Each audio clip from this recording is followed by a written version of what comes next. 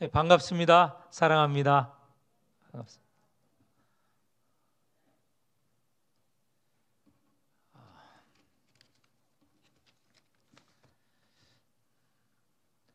어, 3일 동안 잘 지내셨죠?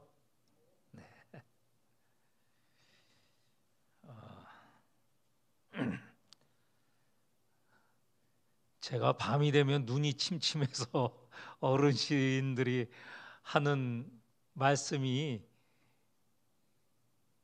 제게도 똑같은 그런 말이 되었네요. 밤이 되면 더 눈이 잘 안 보입니다.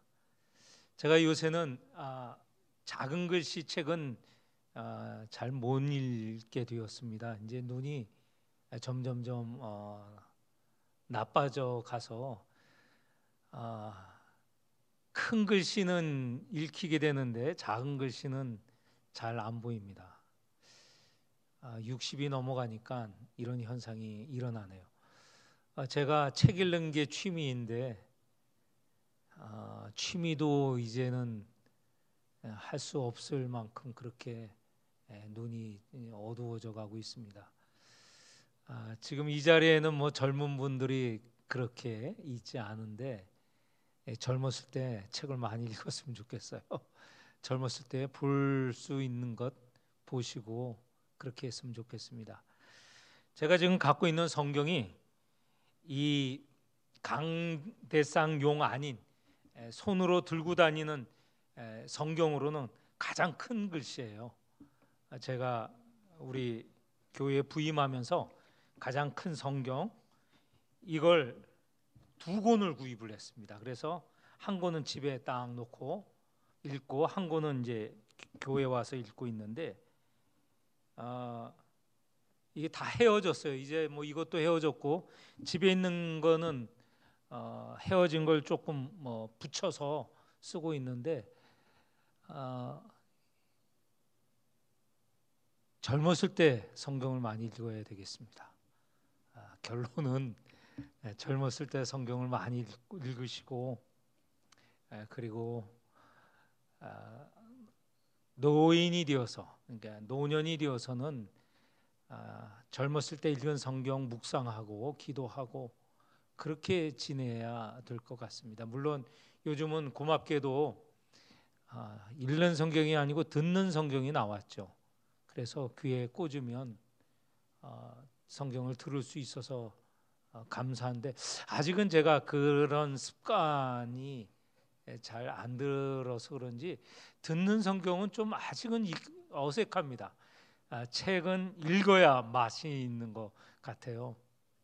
아직 책을 읽어야 되는데 좀 더 눈이 좀 버텨주면 좋을 것 같다는 생각을 가집니다.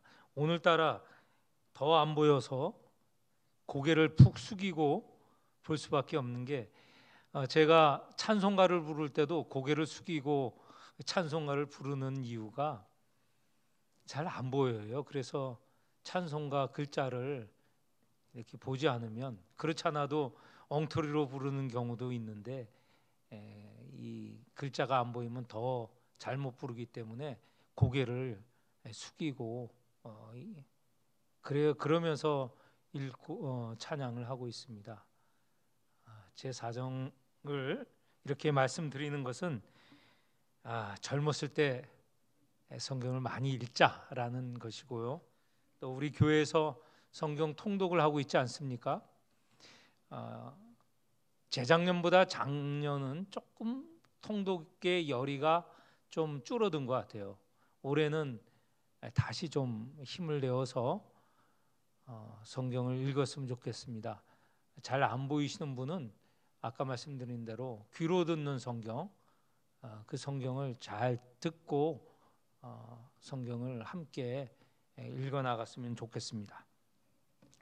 오늘 우리가 읽은 본문은 두 도시 데살로니가와 베레아 이 두 도시에 바울 일행이 복음을 전하는 이야기가 기록이 되어 있습니다. 우리가 지난 시간에 빌립보에서 복음을 전한 이야기를 들었지 않습니까? 이후에 계속 보면 주로 도시들에 가면서 도시들에서 복음을 전하는 것을 계속 만나게 됩니다. 다음 시간에 아덴, 고린도 뭐 이렇게 하고 그 다음에 19장에 가면 또 뭐 에베소 이렇게 도시들에 다니면서 사도 바울이 복음을 전하고 있죠. 근데 오늘은 그 가운데 두 도시 이야기, 데살로니가와 베레아 두 도시 이야기를 합니다. 이 데살로니가 교회는 몇 주 만에 세워졌을까요? 바울이 이 데살로니가 지금 17장 1절에서 9절까지 나오는데 이 짧은 본문 사이에 얼마나 바울의 선교 단 일행이 머물렀을까요?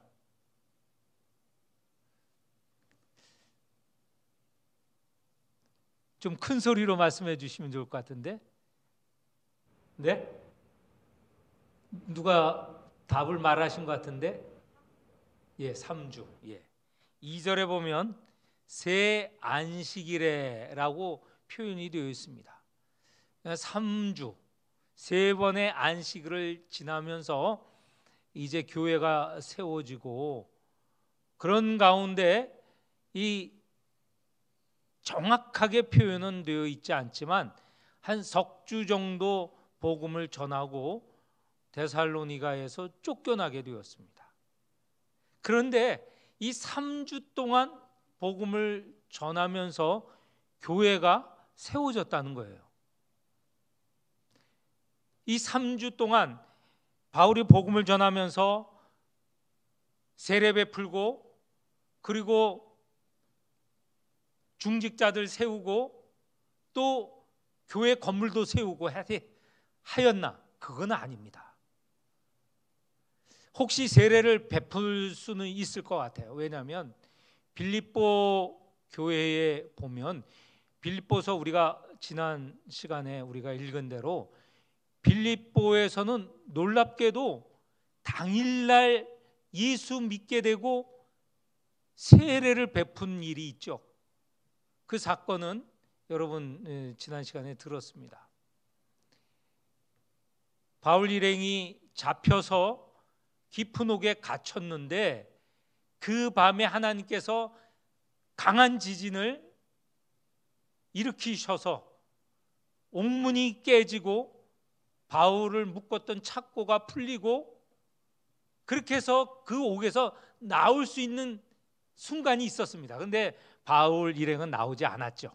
왜냐하면 이 죄수들이 도망가면 이 감옥을 지키는 간수들이 사형을 당하게 되거든요.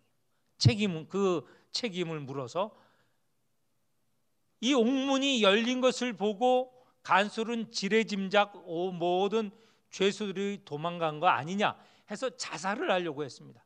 어차피 다음날 알려지게 되면 사형을 당하는데 그럴 바에야 자기가 스스로 목숨을 끊으려고 했죠. 그런데 바울 일행이 죽지 말라, 자살하지 말라, 우리가 여기에 그대로 있다, 이 상황을 보고 간수가 놀라운 경험을 하게 된 거죠. 그날 밤에 간수가 믿고, 그리고 뿐만 아니라 간수가 바울 일행을 자기 집으로 모시고 가서 대접을 합니다. 거기서 간수의 가족도 믿게 되었고 그날 밤에 세례를 받았어요. 이렇게 하루 만에 전격적으로 믿고 세례 받는 일도 있었습니다. 그렇게 본다면 데살로니가에 있는 3주 동안 세례도 베풀 수 있겠다. 그런데 데살로니가 안에 우리가 읽은 1절에서 9절 사이는 누가 세례를 받았다는 이야기는 없습니다. 그러나 3주 만에 예수를 믿는 사람들이 나왔고, 그리고 데살로니가 교회가 세워졌고, 그 3주 안에 3주가 지나면서 더 이상 데살로니가에 머무를 수 없어서 바울은 거기에서 나오게 된 이야기가 오늘 1절에서 9절 데살로니가라는 도시에서 일어난 이야기입니다. 데살로니가에 가서 바울 일행은 관례대로 그 도시에 회당이 있으면, 회당은 유대인들이 고향을 떠난 유대인들이 모여서 예배드리고 교육하고 친교하는 곳이 회당이라고 말씀을 드렸죠. 이런 사람을 디아스포라라고 하는데, 유대인들이 고향을 떠나 다른 지역에서 다른 지역에 거주하며 사는 사람을 디아스포라라고 그랬어요. 처음에는 디아스포라라는 것은 유대인을 말합니다. 그런데 이제는 오늘날 디아스포라라고 하면 자기 나라를 떠나서 타 지역에서 사는 사람을 모두 디아스포라라고 해요. 옛날 유대인들이 고향을 떠나 살고 있으면서 받았던 이름 디아스포라, 그것이 지금은 보편적인 그런 이름이 되었습니다. 고향을 떠나서 타지에서 사는 사람을 디아스포라라고 하죠. 오늘날 우리 동포들 가운데 디아스포라가 많이 있죠. 미국에 많이 있지 않습니까? 재미 동포 디아스포라죠. 그 다음에 제중 동포, 이 만주에 얼마나 많은 우리 동포들이 있습니까? 제중 동포인데 디아스포라죠. 그리고 제일동포도 역시 디아스포라고. 이 세 나라만이겠습니까? 지금 뭐 베트남에도 수만이 살고 있어요. 저 유럽에도 그렇고요. 정말 우리 민족, 한민족이 정말 이 생명력이 그리고 큰 아주 끈질긴 사람들인 것 같아요. 어디서나 잘 사는 사람들입니다. 옛날에 유대인들이 그리했죠. 그래서 마게도니아에 있는 이 도시 데살로니가에 유대인들이 살고 있으면서 그들이 회당에 모여 예배드리고 그리고 교육받고 친교하고 있었는데, 바울은 선교 여행을 다니면서 들어간 도시에 거기에 회당이 있으면 먼저 회당에 들어가서 복음을 전하였습니다. 데살로니가에도 보니 회당이 있었어요.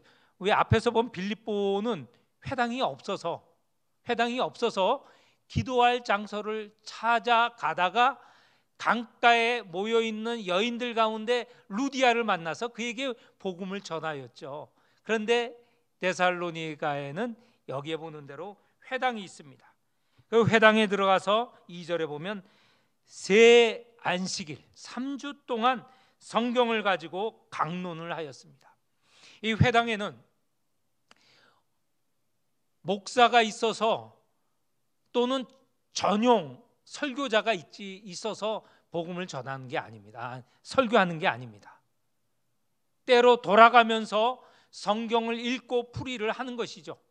그런데 바울이 지금 다 타 지역에서 온 유대인 아닙니까? 자기 동포 아닙니까? 그러니 데살로니가에 있는 이 유대인 회당에 있는 유대인들이 바울에게 성경을 강론해달라고 요청을 한 것입니다. 새로운 손님이지만 자기들에게 성경을 읽고 풀이를 해줄 수 있는 사람으로 여기고 요청을 한 것이죠. 그런데 여기에서 바울이 읽은 이 성경은 아직은 그 당시에는 신약 성경이 없죠. 이들이 갖고 있는 것은 구약 성경입니다. 구약 성경을 이 양피지에 손으로 써서 보관들을 하고 있었죠. 그래서 모세오경, 창세기, 출애굽기서부터 시작해서 신명기, 이만큼만 해도 엄청난 분량의 이 성경입니다. 예언서도 갖고 있었겠죠. 시편을 비롯한 욥기 이런 것도 갖고 있었겠죠. 아마 성경 모두를 다 갖고 있는 회당은 드물었을 것입니다. 성경, 구약 성경 가운데도 일부를 갖고 있었는데 아무튼 이 데살로니가에 있는 회당에서 성경을 내어서 읽게 했습니다. 그런 게 또 있고요. 또 한편으로는 그 당시에 이 히브리어 성경이 헬라어로 번역이 된 게 있어요. 번역이 된 거. 헬라어로 번역된 헬라어로 된 성경도 있었다는 것이죠. 근데 어떤 것을 읽었을까? 히브리어를 읽었을까? 헬라어로 번역된 구약을 읽었을까? 그건 잘 모르겠지만 아무튼 성경은 구약 성경을 말합니다. 아직은 이때 신약 성경은 없죠. 그거는 여러분 잘 아실 것입니다. 성경을 읽고 3절 뜻을 풀어 그 구약 성경을 풀어서 그리스도가 해를 받고 죽은 자 가운데서 다시 살아나야 할 것을 증언하였습니다. 그런데 구약에서 딱 이 부분이 그리스도께서 죽으시고 그렇지만 부활하신다라고 정확하게 기록된 부분은 없어요. 예를 들면 이사야 53장에 보면 어떤 이가 고난을 받고 죽을 것이다. 이 고난받는 이에 대한 이야기는 있어요. 물론 미가서에 보면 또 그리스도가 오실 것이다. 예언서에 보면 그리스도가 오실 것이다. 또 죽은 자의 부활에 관해서도 일부 여기저기에 기록된 것이 있는데 이 바울은 데살로니가에 있는 3주 동안 이곳저곳을 읽으면서 택해서 읽었겠죠. 오늘 우리처럼 이 성경 이렇게 묶여져 있지 않습니다. 신약은 없고 구약이 있는데 구약 우리가 신구약을 다 갖고 있고 구약도 다 갖고 있지 않습니까? 그런데 이 회당에는 이 구약이 한 묶음의 책이 아니에요. 사실은 이 창세기 부분만 가져와도 엄청난 분량이에요. 손으로 일일이 양피지에 써서 그걸 둘둘둘 말았으니까 그걸 펴서 읽으려면 굉장한 분량이죠. 그래서 찾아서 읽어야 됩니다. 아마도 사도 바울은 그리스도에 관련되어 예언되어 있는 부분을 바울은 알고 있으니까 그 부분을 찾아서 그리스도께서 우리를 위해서 죄인들을 위하여서 죽으셨다라는 부분을 가져와서 읽고 강론하고 그 두 번째 부분은 그렇게 죽은 그리스도가 다시 부활하신다는 부분을 가져와서 펴서 읽고 그리고 그분이 바로 우리 사람들을 위해서 대속하여 죽으시고 부활하신 분이다 라는 부분을 또 찾아서 읽었을 거예요. 여기에 어떤 부분을 읽고 강론했느냐라는 것은 나오지 않습니다. 그러나 거기 3절 중반에 보면 초반에 보면 그리스도가 해를 받고 죽은 자 가운데서 다시 살아나야 할 것을 증언했다는 것이죠. 그리스도는 여러분 잘 아시는 대로 그리스도라고 불리는 사람은 왕이 그리스도라고 불리고 예언 선지자가 그리스도라고 불리고 그 다음에 제사장이 그리스도라고 불립니다. 그리스도라는 것은 히브리어로 메시아입니다. 메시아라는 뜻은 기름 부음을 받은 사람이에요. 그 히브리어 메시아를 그대로 헬라어로 번역한 게 그리스도예요. 그런데 기름 부음을 받는 자는 바로 왕이 즉위를 할 때 기름 부음을 받고 선지자가 선지자로 나설 때 기름을 부음을 받고 제사장이 제사장으로 취임할 때 기름 부음을 받습니다.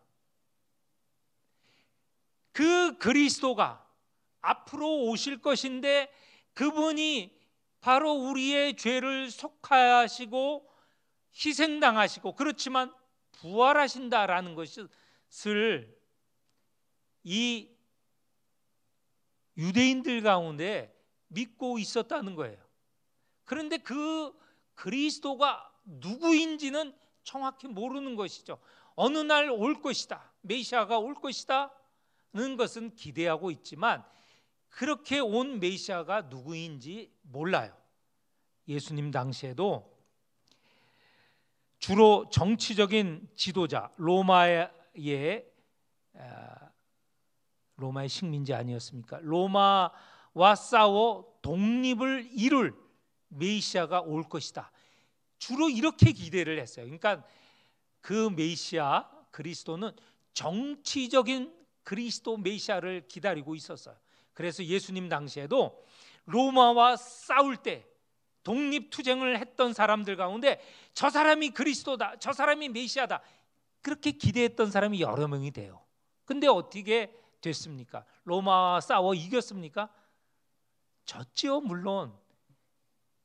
그리고 그 사람에 대한 그리스도라고 불렸던 것이 사라지죠.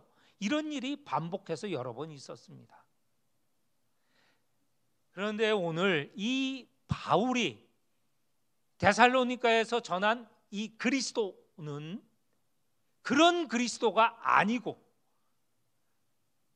사람들의 죄를 대신하고 그리고 이 땅에 하나님 나라 천국을 전하며 이 하나님 나라가 앞으로 온전하게 이루어질 것인데 지금 이 순간에도 하나님 나라가 전파되고 예수를 믿는 자는 하나님 나라의 백성으로 살아가고 있다는 것을, 그런 복음을 이 바울이 전하는 것이죠. 회당에 있는 사람들이 3주 동안의 강론을 듣고 궁금해했을 것입니다. 그동안 우리가 그리스도를 기다려 왔는데 매번 그리스도라 여기저기서 말하지만 그들은 참 그리스도가 아닌 것이 밝혀지고, 그리고 우리 나라 이스라엘은 독립도 못하고 지금 여전히 로마의 식민지 하에 있지 않느냐, 이렇게 알고 있었는데 이 바울이 그리스도가 오셨다는 거예요.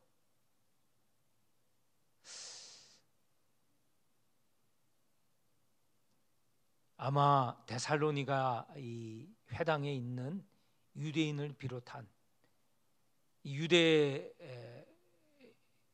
교를 믿으러 들어온 이방인 가운데도 유대교 믿는 사람이 있거든요. 그 사람들도 유대인은 아니지만 회당에 와서 같이 예배를 드리고 있었습니다.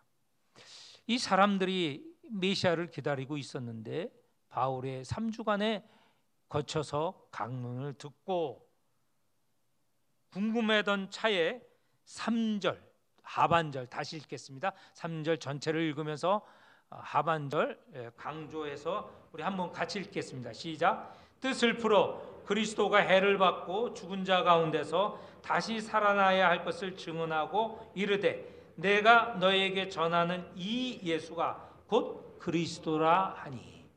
이 3주 동안 강론을 한 끝에 바울이 분명하게 전하였어요. 지금 구약에서 오리라 한 그 그리스도가 누구냐? 예수다. 이렇게 결론을 지었어요.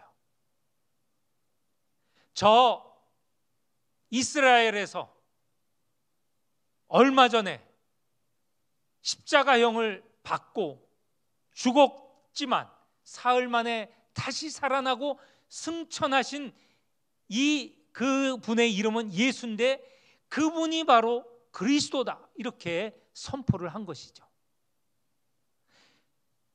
유대인을 비롯한 다른 사람은 그 그리스도가 오기를 기다렸고 그게 누구인지 알기를 원했고, 그렇지만 여전히 모르는 상태에서 지금 회당에 모여 예배드리고 기다려 왔는데 바울이 와서 그게 바로 그분이 바로 예수다 확정하여 증언한 것이죠. 우리가 예수 그리스도 이렇게 붙여서 우리가 부르지 않습니까? 우리는 너무 당연스럽게 예수 그리스도 이렇게 부르고 있고 믿고 있고 따르고 있지 않습니까? 그런데 바울이 복음을 전하였던 그 당시에 예수가 그리스도라고 하는 것이 이 새로운 선포예요. 놀라운 선포예요. 이렇게 붙인 거 자연스러운 게 아니에요. 왜냐하면 그 이전에는 바나바 예수, 무슨 다른 이름으로 시몬 예수 이렇게 붙여 불렀던 거예요. 이전에 예수님까지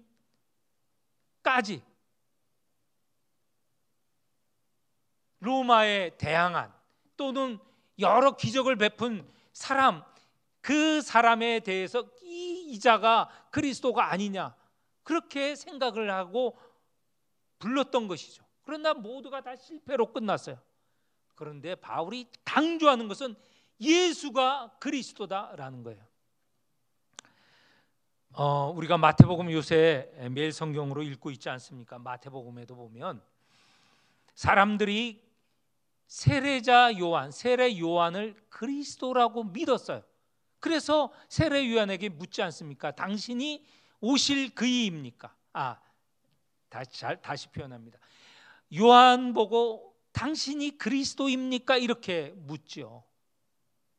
그러니 요한이 뭐랍니까? 나는 그리스도가 아니다 라고 분명하게 말하고, 나는 오실 그이 그리스도를 준비하는 사람이다. 그리스도가 오실 것이라고 광야에서 외치는 자의 소리이다. 이렇게 말하지 않습니까? 요한도 그리스도가 아니었고 요한이야말로 그리스도를 준비한 예비한 사람입니다. 그런데 그리스도가 오셨죠. 그분은 예수세요. 예수 그리스도라고 이제 붙여서 우리가 알고 믿고 따르고 있는 것이죠. 바울도 예수 그리스도를 부정하지 않았습니까? 처음에는. 그래서 그리스도라 감히 불리우는 예수를 믿는 자를 핍박하러 다니지 않았습니까? 그런데 그가 그런 그리스도인을 핍박하러 잡으러 다메섹으로 가다가 그가 핍박하고 그가 반대했던 예수를 만나면서 그의 고백이 바뀐 거죠. 예수님은 그리스도이십니다. 그래서 예수 그리스도 이렇게 부르게 된 것이죠. 오늘 바울이 자기가 경험한 예수는 그리스도이다, 구약 성경을 근거로 해서 여기서 분명하게 전한 것입니다. 그런데 이런 복음을 듣고 변화가 이제 생겼습니다. 두 가지 변화인데요. 하나는 그런 바울의 증언을 믿는 자가 생겼다는 거예요. 4절, 그 중에 어떤 사람 곧 경건한 헬라인의 큰 무리와 적지 않은 귀부인도 권함을 받고 바울과 실라를 따랐다. 여기서 보면 주로 이 데살로니가 회당에서 믿게 된 사람은 불행히도 유대인들보다는 헬라인이 더 많았던 것 같아요. 4절에 보니 경건한 헬라인의 큰 무리가 믿게 되었어요. 유대인들은 바울의 이 복음을 듣기는 했지만 믿지 않았던 것 같아요. 이 경건한 헬라인의 큰 무리, 조금 전에 말씀드렸습니다. 이방인도 유대교를 믿어서 회당에 나오기도 했습니다. 경건한 이방인들도 꽤 있어서 그들이 개종을, 자기 나라의 민족의 그런 종교를 믿지 않고 유대교를 믿는, 유대교라 하면 우리가 예수 그리스도가 아닌 구약에서 언급된 하나님을 믿는 신앙이죠. 그렇게 유대의 종교를 믿고 따르는 이방인도 있었다는 것이에요. 거기에 보면 경건한 헬라인의 큰 무리가 믿고 적지 않은 귀부인도 아마 이방인일 것입니다. 이들이 주로 바울과 실라의 복음을 받게 된 것이죠. 그러면 유대인들, 회당의 대다수는 유대인들이지 않겠습니까? 그 유대인들은 어떤 반응을 보였나? 5절에 이렇게 반응을 보이고 있습니다. 그러나 유대인들은 시기하였다. 유대인들은 복음을 받아들이지 않았어요. 데살로니가 유대인은 완악했던 것 같아요. 그 복음에 마음이 닫혀 있었던 거예요. 그 마음이 돌 같은 마음을 갖고 있었던 사람들이죠. 그래서 받아들이지 않고 자기와 함께 유대교회를 믿고 있던 이 헬라인들, 바로 이 3주 동안 자기 회당에서 같이 이 바울의 이 강론을 듣고 있었던 저들이 오히려 바울과 실라 편이 서고 자기들은 그런 그 이방인들의 변화된 것을 보고 시기심이 생겼죠. 그렇지 않겠습니까? 그동안 자기와 같은 종교를 믿고 신봉하였는데 저들은 이제 보니 3주 만에 바울 편으로 가버렸거든요. 얼마나 화가 나겠습니까? 그래서 이 유대인들이 행한 짓을 보면 동네에 깡패를 동원합니다. 깡패라는 말은 없지만 그 깡패와 다름없는 것이 5절 중반에 저자의 시장판에 어떤 불량한 사람들을 데리고 그리고 성을 소동하게 하여서 이 예수를 믿는 사람들을 불안하게 하는 거예요. 그리고 이 성 전체를 때로지어 다니면서 막 불안하게 만드는 거예요. 유대인들이 그런 짓을 여기서 하고 있는 것이죠.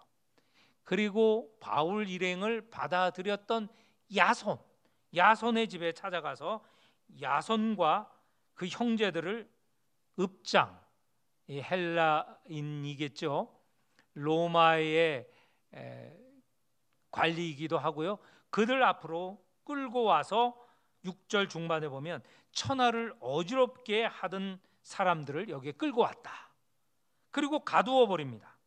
그러면서 이들을 끌고 와서 무엇을 잘못했는가? 7절 중반에 보면 가이사의 명을 거역하고 다른 임금 그리스도죠, 다른 임금 곧 예수라 하는 이가 있다 하더이다. 그러니까 당시에 왕은 로마의 황제죠. 그런데 다른 임금이 있다 하는 것은 무엇입니까? 이건 반란죄 아니에요? 지금 이 데살로니가에서 따르는 그리고 복종하는 그 왕은 로마의 황제이거든요. 그런데 와서 다른 임금이 있다고 선전해 대니 이게 반란죄에 해당되는 것이죠. 오늘 우리야 예수 그리스도 그러면 그것은 종교적인 문제야, 그리고 그는 신앙에 관련된 문제이지 라고 생각을 하지만 이 당시의 시대는 예수 그리스도가 왕이라고 그랬잖아요. 예수가 왕이시다라고 하면 어떻게 되겠습니까? 분명히 그 나라의 왕이 있고 그 나라를 지배하는 지도자가 있고 더욱이나 이때는 로마 제국이고 로마의 황제가 있는데 황제를 제껴놓고 다른 왕이 있다고 하니 이게 얼마나 불손하고 불경하고 심지어는 반역하는 그런 행위가 아니에요? 이 동네 깡패를 동원하여서 예수 믿는 사람, 특별히 그렇게 믿으라고 동원한 큰 소리로 외치는 바울과 실라, 저들은 반역자다, 이렇게 하는 것과 같은 내용이죠. 위기에 처하게 되었습니다. 바울과 실라 그리고 이 선교단 일행은 위기에 처하게 되었죠. 그래서 10절에 보면 밤에 이 형제들은 이제 예수를 믿게 된 사람들을 말하지 않습니까? 데살로니가 사람들 가운데 예수를 믿게 된 형제들이 곧 바울과 실라를 베레아로 보내었다. 데살로니가에서는 3주 정도 복음을 전한 후에는 이제는 이 데살로니가에 이 깡패들이 도저히 있을 수 없게 그렇게 이 동네를 시끄럽게 만들었기 때문에 바울과 실라는 이제 다른 지역으로 넘어가게 되었다라는 것입니다. 지난 주일 설교 마태복음 우리가 함께 읽어보았는데 거기에도 보면 예수님께서 제자들을 이곳저곳 보내시지 않습니까? 그 마을에 들어가서 복음을 전하는데 받아들이지 않으면 어떻게 하라고 그랬습니까? 끝까지 남아서 버티고 있어라 이렇게 하지 않으셨어요. 신발에 먼지를 털고 다른 지역으로 가라. 받아들이지 않는 자들, 싸우려고 하는 자들과 싸울 필요가 없다는 것이죠. 그래서 또 한편 예수님께서는 진주를 돼지에게 주지 말라고 하지 않았습니까? 받아들이지 않는, 그리고 오히려 삼키려고 하는 이런 자들과 맞설 필요가 없다는 것이죠. 그래서 바울과 실라는 베레아로 가게 되었습니다. 베레아 사람은 데살로니가 사람들과 달랐던 것 같습니다. 11절 베레아에 있는 사람들은 데살로니가에 있는 사람들보다 더 너그러워서 바울이 복음을 전할 때 간절한 마음으로 말씀을 받고 이것이 그러한가 하여 날마다 성경을 상고하였다. 이것도 역시 10절에 보면 베레아에 있는 유대인의 회당에 들어가서 강론할 때입니다. 이렇게 데살로니가에서는 회당에서 강론할 때 이 사람들, 이방인들은 받아들이졌지만 이 유대인들은 아주 그냥 죽자 사자 싸우려고 달려든 것 아닙니까? 깡패도 동원하여서. 그런데 베레아에서는 달랐다는 거예요. 이 회당에서 강론할 때 그 사람들은 점잖았다는 것이죠. 11절 너그러웠다. 이 데살로니가에 있는 유대인들처럼 완악하지 않았다는 거예요. 너그럽게 받아들였다는 거예요. 여기서 말한 사람은 주로 유대인을 말합니다. 데살로니가에 있는 유대인과 다른 같은 유대인이지만 그들은 완악하고 여기는 너그러웠다는 거예요. 그리고 간절한 마음으로 말씀을 받았다는 거예요. 3주 동안 이 데살로니가에서 전할 때는 거부당하였는데 이 베레아에서는 받아들였다는 거예요. 그리고 날마다 성경을 상고하였다. 성경을 귀하게 여기고 그리스도에 대한 이 구약에서 여러 말씀, 그리고 그 말씀에 대한 바울의 풀이를 마음으로 받아들이고 깊이 생각하였다는 것이죠. 얼마나 다른 태도입니까? 그랬더니 12절에 그 중에 믿는 사람이 많고, 여기에는 앞에는 4절에 보면 헬라인의 큰 무리가 믿었다고 하는데 여기는 그냥 믿는 사람이 많고라고 하는 것은 회당에 있는 유대인들도 많이 믿었고, 물론 베레아 회당에 나온 이방인들도 많이 믿었다는 것이죠. 뿐만 아니라 헬라인의 귀부인과 남자가 적지 아니하였다. 헬라인 이방인도 많이 믿었다라는 것입니다. 사람들이 이 말씀을 어떻게 받아들이는가에 따라서 이렇게 결과가 다릅니다. 그런데 베레아에서 복음이 이제 왕성하게 전하여지고 있는 것을 듣고 데살로니가 유대인들이 얼마나 완악한가 또 볼 수 있습니다. 13절 우리 한번 같이 읽어볼까요? 13절 시작. 데살로니가에 있는 유대인들은 바울이 하나님의 말씀을 베레아에서도 전하는 줄을 알고 거기도 가서 무리를 움직여 소동하게 하거늘. 아니 데살로니가에 있는 이 유대인들 거기서 베레아까지 원정 왔어요. 그리고는 바울을 또 괴롭히는 거예요. 얼마나 완악한 사람입니까? 무리를 또 움직여서 소동하였다고 하는 것이죠. 그래서 바울은 또 베레아에서도 더 이상 있기가 어려워졌습니다. 14절 15절에 보면 베레아에서 새로 믿게 된 형제들, 베레아 교회 교인들은 바울을 이제 내보내어 아덴으로 인도를 하였습니다. 가게 하였습니다. 오늘 두 도시 이야기를 우리가 함께 보았습니다. 바울은 늘 하던 것과 같이 먼저 타 지역의 도시에 가면 회당에 들어가서 복음을 전하였죠. 오늘 두 도시 마찬가지입니다. 그런데 어떻게 반응하느냐, 이게 참 중요합니다. 동일한 복음, 예수는 그리스도다 라는 복음을 전하였을 때 받아들이는 자와 그렇지 않는 자의 차이가 이렇게 갈라지는 것이죠. 바울은 이런 핍박 그리고 반대에 어떻게 하였는가?